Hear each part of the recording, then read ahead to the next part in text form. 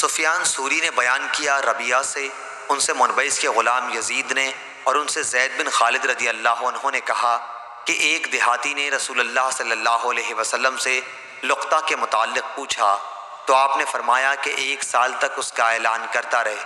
اگر کوئی ایسا شخص آ جائے جو اس کی بناوٹ اور بندھن کے بارے میں صحیح بتائے تو اسے دے دے، ورنہ اپنی ضروریات میں اسے خرچ کر۔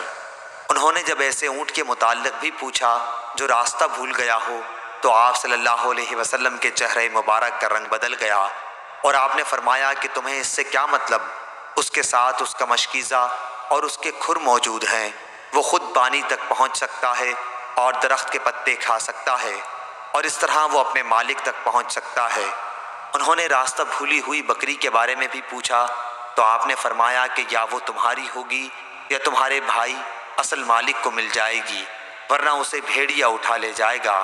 صحیح بخاری حدیث نمبر 2438۔